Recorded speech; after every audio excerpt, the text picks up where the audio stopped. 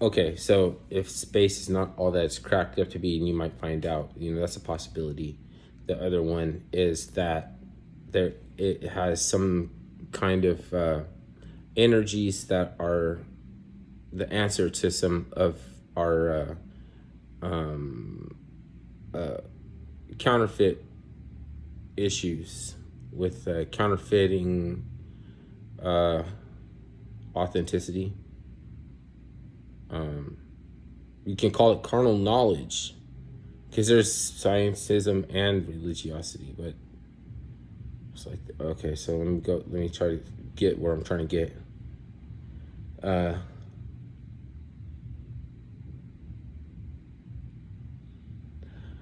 It could be the answer to the the the communism and egalitarianism shit, because that shit is dumber than yesterday. Like it's just like trying to bring back stupidity that we've already ran through. This has to be a tactic, and they're looking for the last ditch way. And how can you think that nobody can dumb me down? What are you talking about? But acquiescence is the thing. So you have to still think, because power corrupts absolutely, absolute power corrupts absolutely. You know what I mean? Power corrupts, absolute power corrupts absolutely. Even the best of us, right? Right. So if you can make that acknowledgement, then you would still not be complacent of enemies. You would still not be complacent of enemy. And so that's smart, right? But now, all of the trying to, it's trying to create a preference for aspects of life left in limbo. That's irritating, okay? And jeopardy, jeopardous, like choosing some circumstances that you could have affected, but instead it's like a curiousness that chooses to vie for the conditions by which is more limbo and jeopardy. Okay, there's people like that. There's a lot of people like that.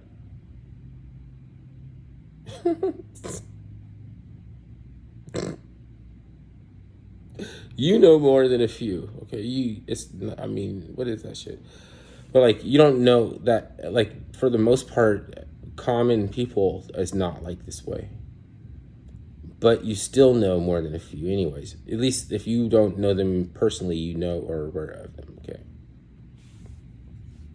You wonder if they really believe the shit that they're talking about, or if they know that it's a lie and they're choosing for some reason to say it anyways.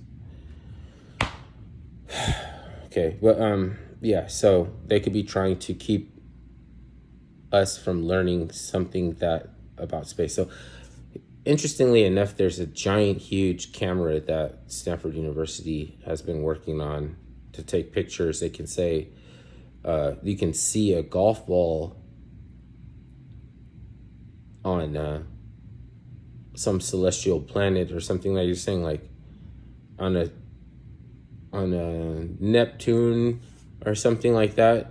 You can see a golf ball in high definition camera. Okay, so guess where they send this camera? Guess. If you're wondering where Stanford University is packing this camera to ship it off to, it's Brazil. Communistic Brazil. They're sending the mega camera, largest camera ever in the world, that took, round the clock. They were just building that teams of staff, just putting together. It's genius.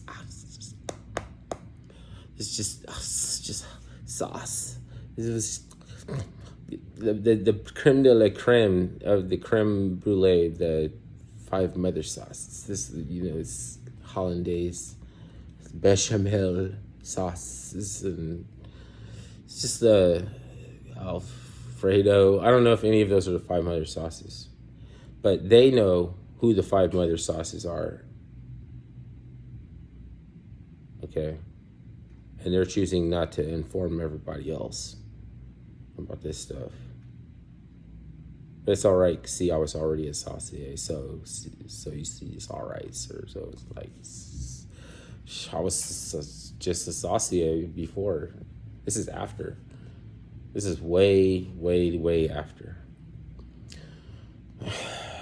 And they're sending that piece of equipment that they're all raving about, dancing around on TikTok.